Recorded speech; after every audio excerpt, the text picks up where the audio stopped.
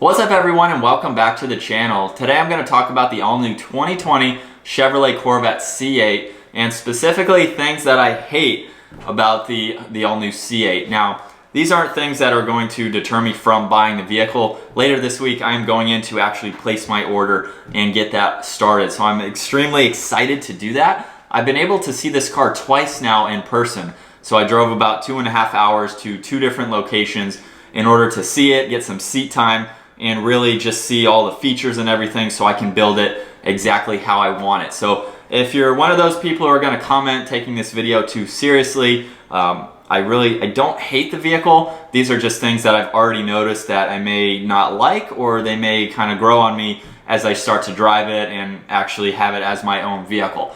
So just being able to see this car and kind of get familiar with it, these are things that, I don't necessarily like, but they're not going to deter me from buying the vehicle. So I'm going to start off on the inside. The row of climate control buttons basically that separates the driver and the passenger. Now, when it first came out, a lot of people probably didn't like it as much, and I know I was one of them. I drive so many cars that I like having everything in the nav screen with very minimal buttons, and I like how they integrated those buttons into that. So there wasn't like extra buttons kind of randomly, they're all just in a nice line.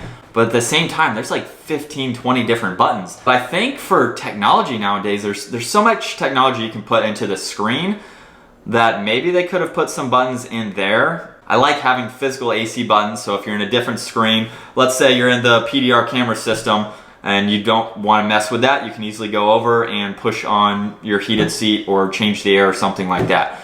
So I like having the buttons, but at the same time, there's so many running down that stack. I'm not a fan of just yet. The buttons seem kind of, I don't want to say cheap, they're plastic.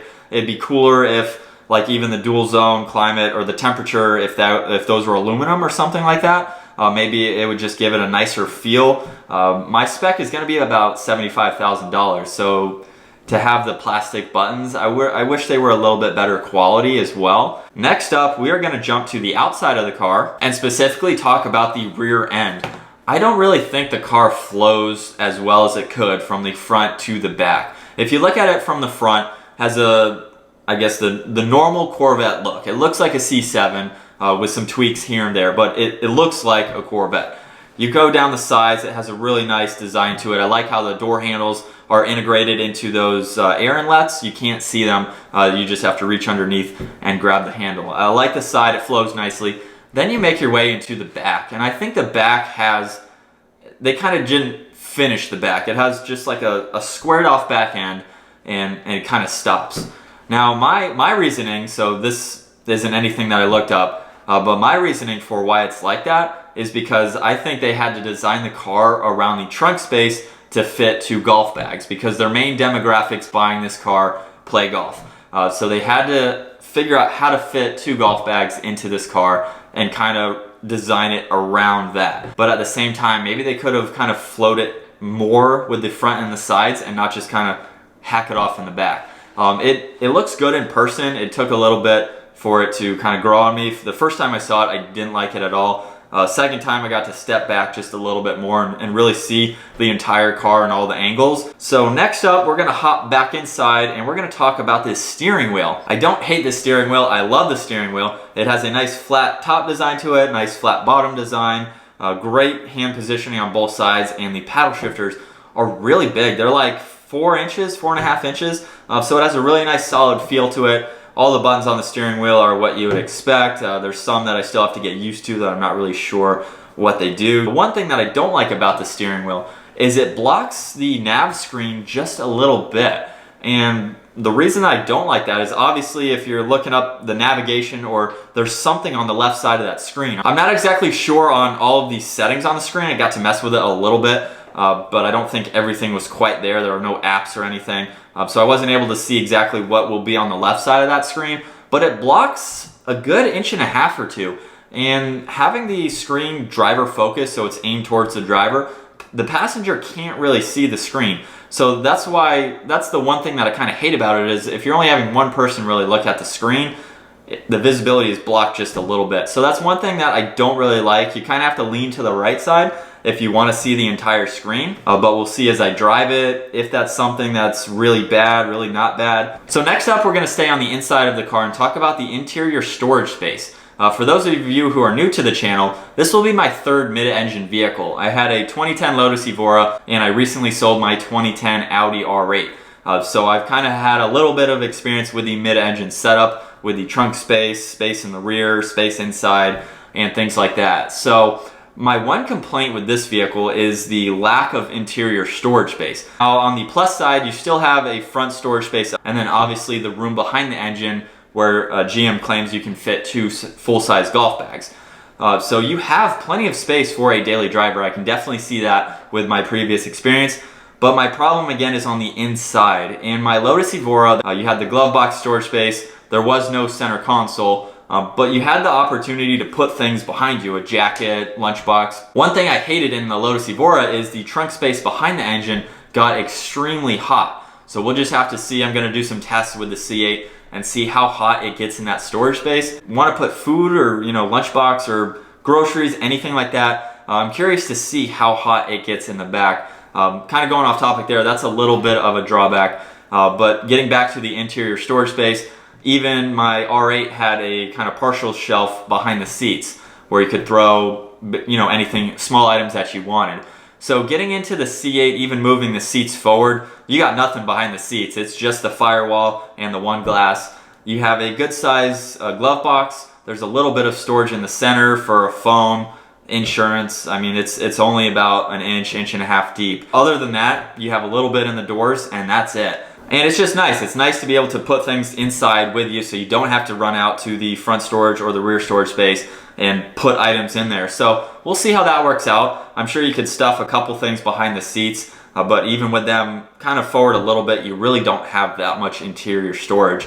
So that is one drawback that I'm gonna have to get used to. The last thing that I wanna talk about with the 2020 C8 is basically the 3 different trim levels. So you have the 1LT, the 2LT, and the 3LT. And what I don't like how Chevy did this is with the 1LT, you basically don't have any options for it. Sure, it starts under $60,000, but what a lot of people don't realize is you're not gonna walk out of the Chevy dealer under $63,000, $64,000. Now, with the 1LT, you really don't have any options, and that's where GM gets you. If you want navigation, automatically you have to go to a 2LT, so that puts you out of the 1LT price range.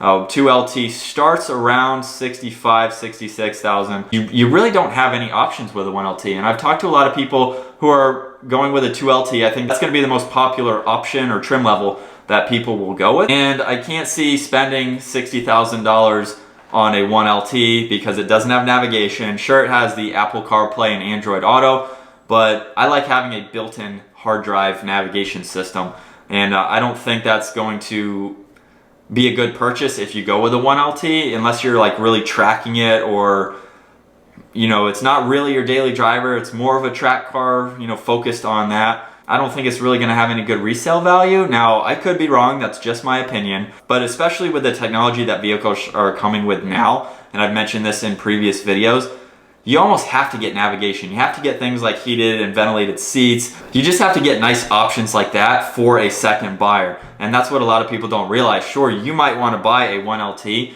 but buying that as a first buyer, I don't think there's a lot of resale value in it. So that's the last thing that I don't like about the vehicle, is the fact that you almost have to jump to a 2LT. I'm not saying people won't buy the 1LT. It's still gonna be a phenomenal car.